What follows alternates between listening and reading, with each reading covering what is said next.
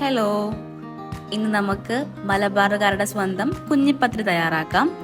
അപ്പോൾ അതിനായിട്ട് ഒരു മിക്സിയുടെ ജാറിലേക്ക് കുറച്ച് തേങ്ങ ചിരകിയത് ആഡ് ചെയ്യാം. അതിലേക്ക് കുറച്ച് കുഞ്ഞുള്ളിയും അതുപോലെ ജീരകവും കൂടെ ചേർത്ത് നന്നായിട്ട് ചതച്ചെടുക്കുക. ഓവർ മിക്സ് ആവണ്ട, ജസ്റ്റ് ഒന്ന് ക്രഷ് ചെയ്തെടുത്താൽ മതി.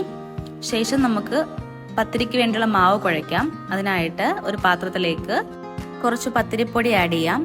അതിലേക്ക് നമ്മൾ നേരത്തെ ക്രഷ് ചെയ്ത് വെച്ച തേങ്ങയും കൂടെ ചേർത്ത് ആവശ്യത്തിന് ഉപ്പും ചേർത്ത് ചൂടുവെള്ളത്തിൽ നന്നായിട്ട് കുഴച്ചെടുക്കാം.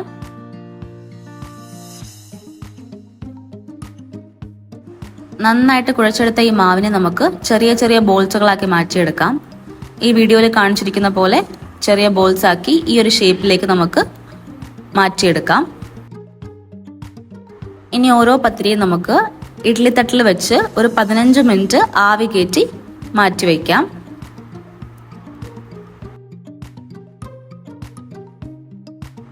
ഇനി നമുക്കിതിലേക്ക് ആവശ്യമായിട്ടുള്ള ഗ്രേവി തയ്യാറാക്കാം. ഞാനിവിടെ ചിക്കൻ വെച്ചിട്ടാണ് തയ്യാറാക്കാൻ പോകുന്നത്.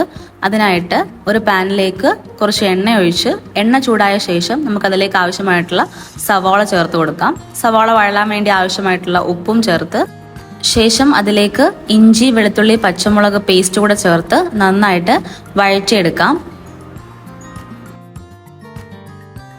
സവാളയൊക്കെ നന്നായിട്ട് വഴണ്ട് വരുമ്പോഴേക്കും നമുക്കിതിലേക്ക് ആവശ്യമായിട്ടുള്ള മസാലകൾ കൂടെ ചേർത്തിട്ട് നന്നായിട്ട് മിക്സ് ആക്കി എടുക്കാം. മസാലയൊക്കെ മിക്സ് ആയി കഴിഞ്ഞാൽ നമുക്കതിലേക്ക് ആവശ്യമായിട്ടുള്ള തക്കാളി കൂടെ ചേർത്തിട്ട് നന്നായിട്ടൊന്ന് വഴറ്റിയെടുക്കാം. ഇനി ഇതിലേക്ക് ആവശ്യമായിട്ടുള്ള ചിക്കൻ ചെറിയ ചെറിയ പീസാക്കി കട്ടാക്കിയിട്ട് ഇതിലേക്ക് ആഡ് ചെയ്ത് കൊടുക്കുക. നന്നായിട്ട് മിക്സ് ആക്കി എടുത്ത് നമുക്കിത് മൂടി വെച്ച് ഒരു 15 തൊട്ട് 20 മിനിറ്റ് വരെ കുക്കാക്കി എടുക്കാം. ചിക്കൻ ഒരു 1/4 വേവ് ആവുമ്പോഴേക്കും നമുക്കിതിലേക്ക് ആവശ്യമായിട്ടുള്ള കറിവേപ്പില കൂടി ചേർത്ത് കൊടുക്കാം. ഇനി ഈ ചിക്കൻ മിക്സിലേക്ക് നമുക്ക് കുറച്ച് തേങ്ങ ഗ്രൈൻഡ് ചെയ്തോടെ ചേർക്കണം. അതിനായിട്ട് ഒരു മിക്സിയുടെ ജാറിലേക്ക് കുറച്ച് തേങ്ങ, കുഞ്ഞുള്ളി, മഞ്ഞൾപ്പൊടി, ജീരകം, വെള്ളം കൂടെ ചേർത്ത് നന്നായിട്ടൊന്ന് മിക്സ് ആക്കി എടുത്തതിന് ശേഷം ഇതിലേക്ക് ആഡ് ചെയ്ത് കൊടുക്കാം.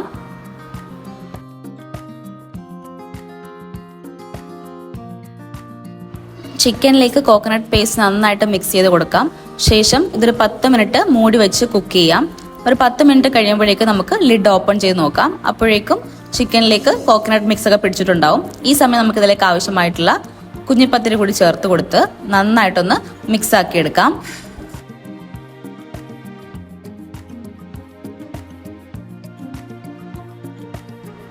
നന്നായിട്ട് മിക്സ് ആക്കിയ ശേഷം നമുക്ക് ഇതൊരു സെർവിങ് ബൗളിലേക്ക് മാറ്റാം.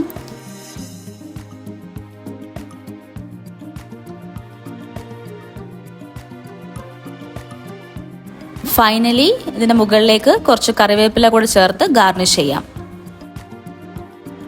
അപ്പോൾ ഈ റമദാനിൽ തീർച്ചയായിട്ടും ഈ കുഞ്ഞിപ്പത്തിരി തയ്യാറാക്കി നോക്കുക. താങ്ക്